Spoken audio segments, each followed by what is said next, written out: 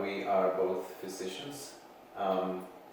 I am a general surgeon, she's a pediatrician. We work in Hospital Mission Tarahumara, which is Mission Hospital in the mountains of the Sierra Madre of Mexico, working with the Tarahumara tribe. Okay. And we currently work with the Samaritan's Post-Residency Program. It's a 2-year program, and we arrived in August of this year. So you're pretty new out here, so that's... Brand new. I think Yeah. we just reached our 2-month anniversary Yeah, 2 out here. months. Okay, so how do you like it so far? It's been great. Yeah. It's been a real blessing to be here. Because, as you know, medical missions takes a lot of planning, a lot of preparation. So finally, to be able to reach where we feel the Lord's called us is very rewarding. Yeah. So now you're from where originally? I am originally from Peru. Okay. Yeah, actually, Jess and I met in Peru when I was 5 and she was 3, as our parents were working in the mission field together. So we have Okay. a little bit of a unique story. Yeah. Mhm. And you went to medical school where? In... Oklahoma State in Okay. Tulsa, Oklahoma. Okay. Mhm. So now this is a new place for the post-residency. So that's so you guys were opening this up mainly because your family is here, right? So That's this right. is where.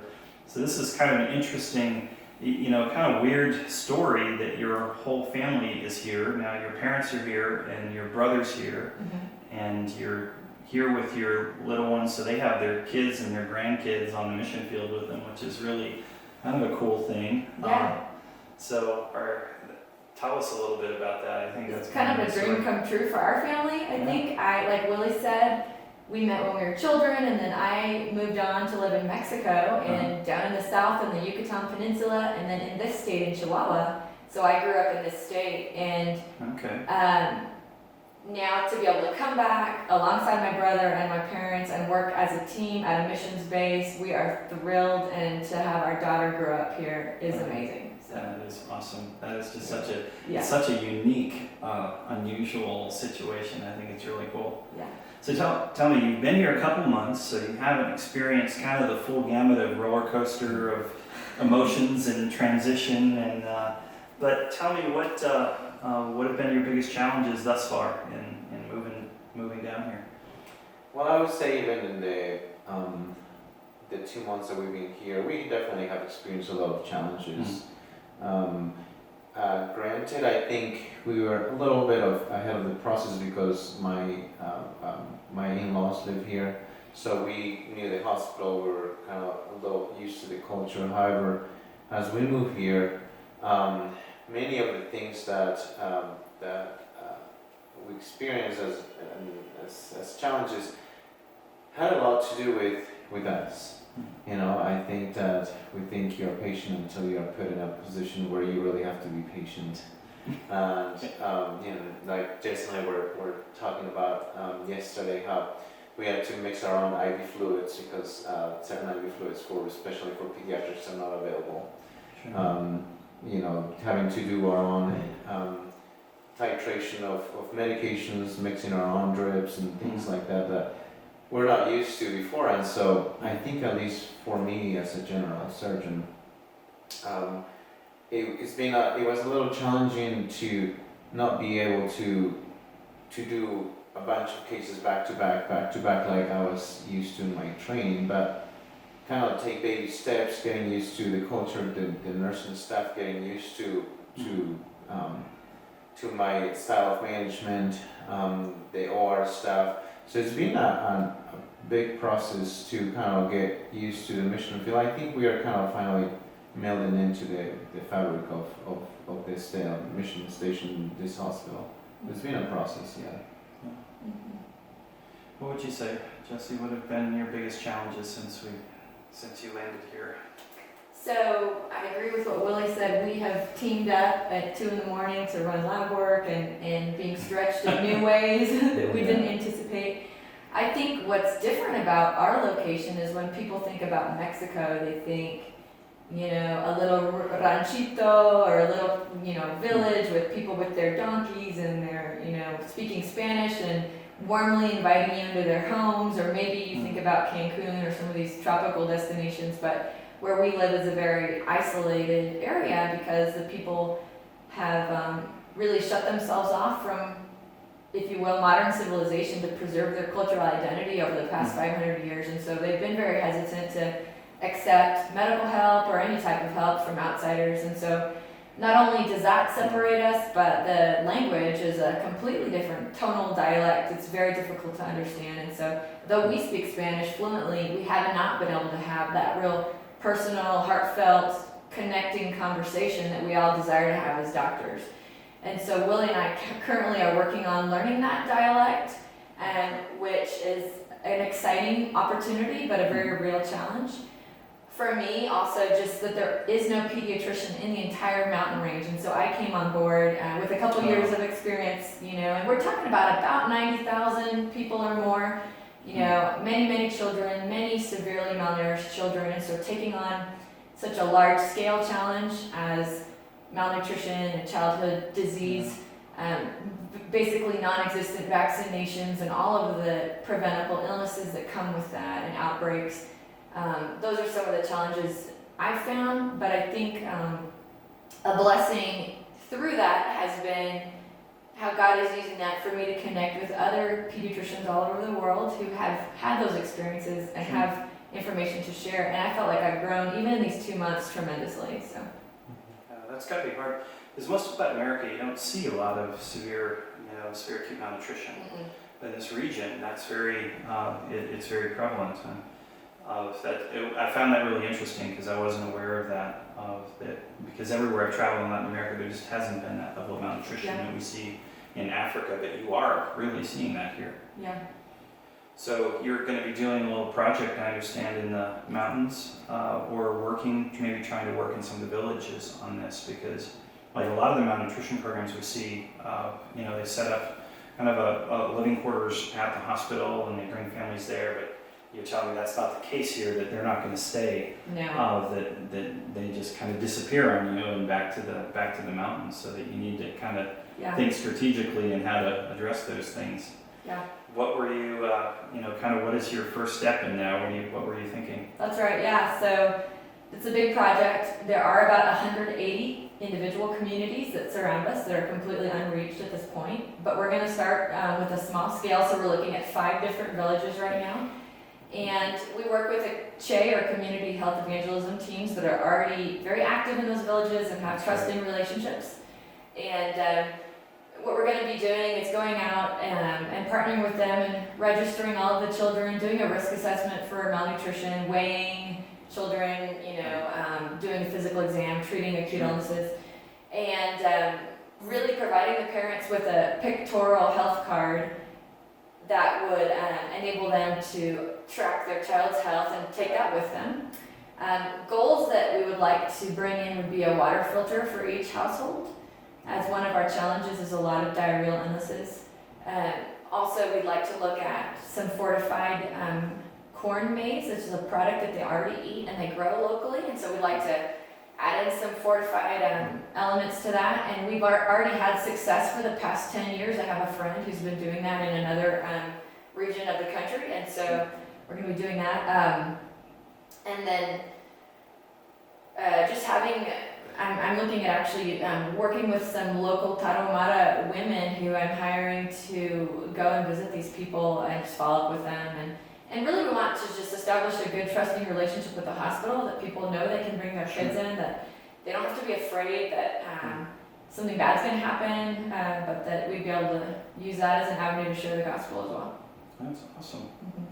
No problem. So I asked you guys about some of the challenges. What have been your biggest blessings since you've been here in the last couple of months? Well, I think that for us is being very good to have a close community. We have missions base here at the hospital with a lot of both Mexican and American missionaries that are a very close community. We have potlucks every Sunday, and we also have church together on Sundays. So it's been a very good thing for us to have that community to support us, because we know we can go to knock on any door at any point of the day or night. That's and great. honestly have very willing person to help us if we need it. That's terrific. What about you, Jesse? I think also just the counsel and the advice and wisdom of people who had gone before us here, and not even medical people, other people who are involved in ministry or the counselors and pastors, people who have dealt with death here many times, what something we don't see in the United States as often as here, and helping us navigate some of those difficult moments. That's been a big blessing. Yeah. That's good. So what advice would you give somebody following in your footsteps, going out either through post-residency or just out into missions as a whole? What are your thoughts? Well, I think that, as I said before, missions becoming a medical missionary is a process that takes a lot of planning. I think part of the process, it also involves to create a community around you back home. Be involved with a church, be involved with a group, like-minded people, attending conferences to where you can develop relationships that might be long-lasting. Because you'll have to tap into those relationships in the future. We're very thankful for technology, and I still instant message some of my friends back home asking for prayer. We check in every week to see how things are going in the field, how they are doing, as we pray for each other. And it's been a real blessing. So having that community of supporters, even as you are getting ready to go to the field, it is very important. That's good. That's good advice. How about you, Jesse? I think just being exceedingly patient and kind to yourself through the transition. That things take sometimes more energy and more time than you anticipate. I'm sure this is true of many medical sites.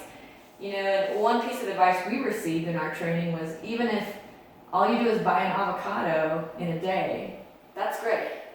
Even if you didn't do everything you wanted to do, we should give ourselves a gold star for that. Other things for advice,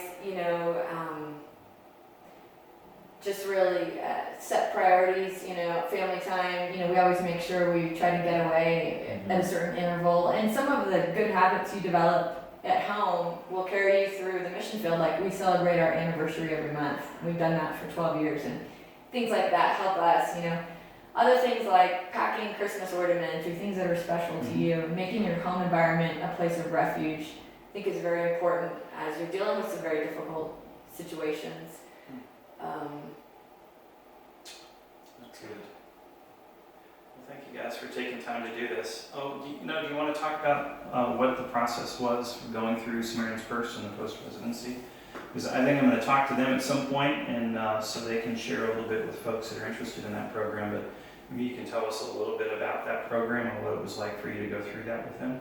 Yeah. So the post-residency program has been a goal of ours probably for about 12 years, that we had really hoped to connect with them before we ever thought, we'd ever be here. And they are just a very fabulous organization of very caring people whose, I believe, goal is just to make us feel as successful as possible in our transition to the mission field. And I think they've really achieved that. So their application process, I believe, begins about a year before they interview us, and pretty extensive interview, asking, I thought, some very great, thoughtful questions about how we're going to deal with challenges on the mission field and what our cross-cultural experience has been. And I think they did a really good job. The interview was wonderful. Once we got selected, they were in communication with us regarding visas to get into the country, plane tickets, travel plans. Their orientation process was exceptional out in North Carolina with Christian Medical and Dental Associations and at the Samaritan's Purse headquarters. And even now, they are constantly checking in on us, asking what kind of care package items we want.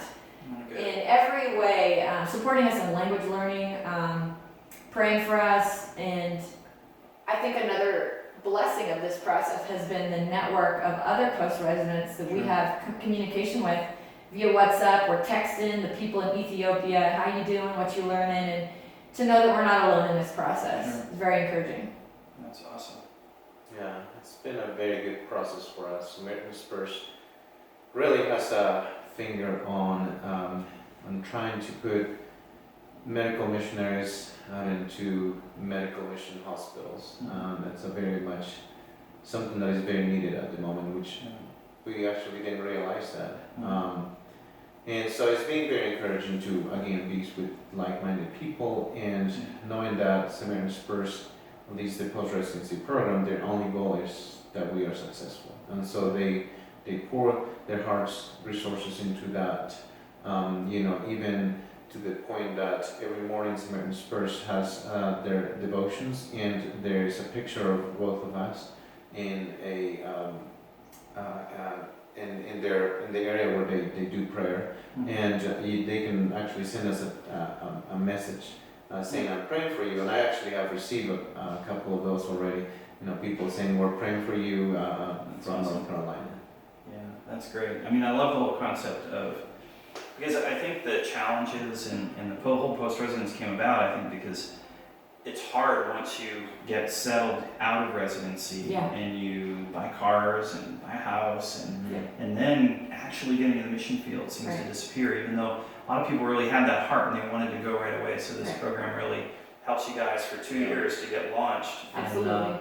And so we've been, I would say probably 50% of the folks with CHSC were post-residents at one time. So I love the program, and I think they're doing great work. And I love when they find 2 doctor families like you guys. I think that's really, really awesome.